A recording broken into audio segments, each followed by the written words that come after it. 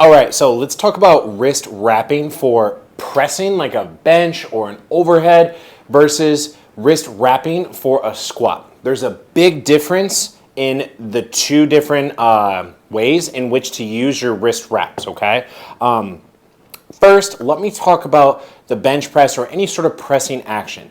So one thing that I witness a lot is that when people bench press, when they don't have the wrist strength that they need, the wrist tends to cave backwards, right? Now, through some exercises to strengthen the wrist and the arm in itself, this will improve. However, most people, as the weight increases, will still have the tendency to, when they put the bar on their hands, to let their wrist cave back.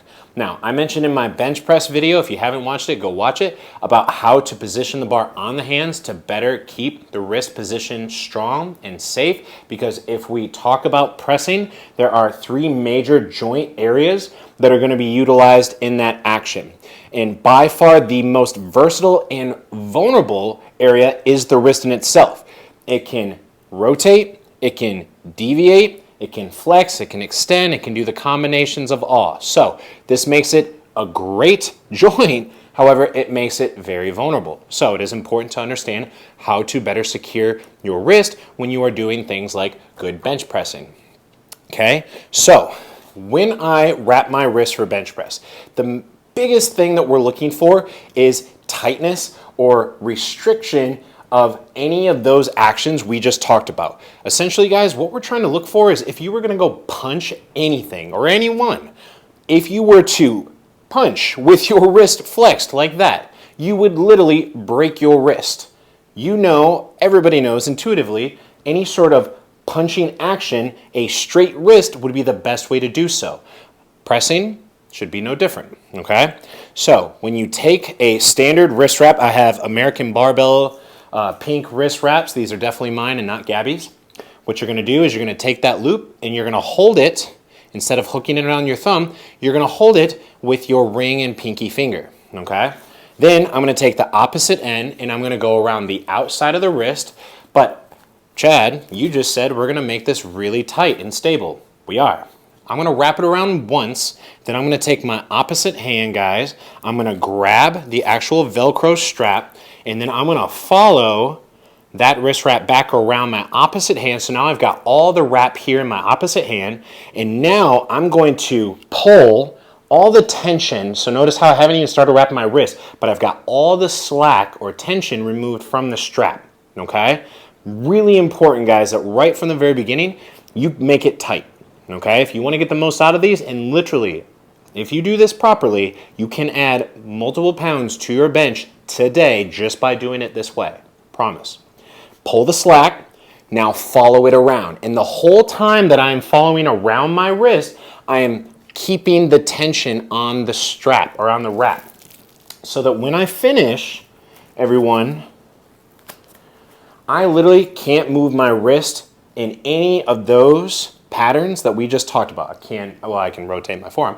I can't deviate, I can't flex, I can't extend. My wrist is literally perfectly straight, stable, and safe, okay? Now, if you're doing this properly, yes, it's gonna be mildly uncomfortable, guys. If you wrap your wrist properly, there is no, I'm just gonna leave them on in between sets, okay? It should be something that you do just before you bench and then take them off immediately after, all right? Now, you'll also notice how high I wrapped my wrist for bench. It is literally grazing the bottom of my palm. Cannot overlap my palm, but it can literally come up to contact. You'll also notice on the back of my hand, it is also overlapping a good bit of the back of my hand. So I'm really trying to cover that entire wrist surface area. Now, if I was to do the same thing and I have to squat, because with squatting, guys, unless you're doing a pretty high bar squat position, which you probably don't need wrist wraps to squat high bar, but if you're a low bar squatter, like most powerlifters will do, you don't want your wrist straight. Why? Because a straight wrist, guys, in a squat will push your torso forward at the top. So as you're coming up from the bottom of your squat, you're going to be pushed more and more forward, causing your head to drop, causing your upper back to bring down or lose position, which is going to make it a much more difficult squat. So when you wrap your wrist for squatting, I'm going to do the same thing. I'm going to grab the strap, but I'm going to start lower, and I'm going to leave it some slack. I'm still using the strap so that it is tight. It's not going to fall off. But when I go to get under the bar for squatting, I'm going to allow my wrist to literally curve back and be supported by the strap in itself. Because with squatting, guys, it's not your wrists or your arms that are supporting the weight. Your shoulders, your frame is what is supporting the weight. So to sacrifice your shoulder position or your frame position for straight wrist position is idiotic. We don't want to head that direction. The shelf in which you build to place the bar on your shoulders for squatting is the most important part of a good squat.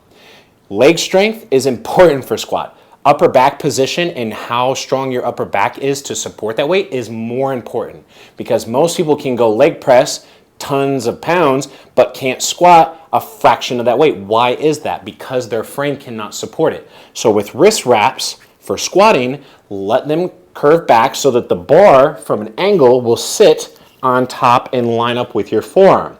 If you straighten out your wrist, because the anatomical arm, see how my hands are higher than my shoulders, that's going to naturally push my shoulders forward, okay? So I want to relax them, roll them back, bring my chest up, bring my shoulders down, and make this nice, strong, stacked position, okay?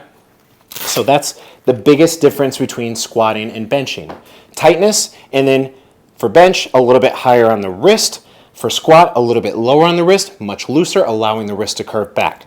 Now, really quick, guys, I also have these slingshot wrist wraps. I'll go ahead and mention them just in case you also have a pair of wrist wraps that have this. It is not a thumb crease. It is actually to slide the wrist wrap through.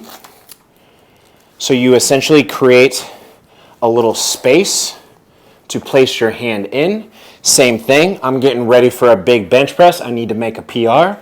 I'm gonna go ahead and lackadaisically wrap my wrist, not too bad. I'm gonna grab the strap or the actual Velcro part with my opposite hand. Now I'm gonna pull it back around and wrap my opposite hand with it. So now my wrist that I'm wrapping is free. I'm gonna make a fist. I'm gonna straighten my wrist out. I'm gonna pull the slack as I come around. Every time I come around, I pull more and more of that slack so that when I finish, guys, again, it's high. It's not covering my hand, but it's high enough that I literally can't move my wrist, okay? The wrist flexes, it extends, it rotates, it pivots. We want to make sure that it's safe, all right? And if I squat, same thing. I'm just going to wrap it a little bit looser and a good bit lower. That way, when I squat, my wrist can curve back and I can keep my chest up and not lose thoracic position while I squat. Guys, if you have questions, concerns, please always hit me back. But I promise you, doing it this way versus doing it is the best way to improve squat and bench with good wrist wraps.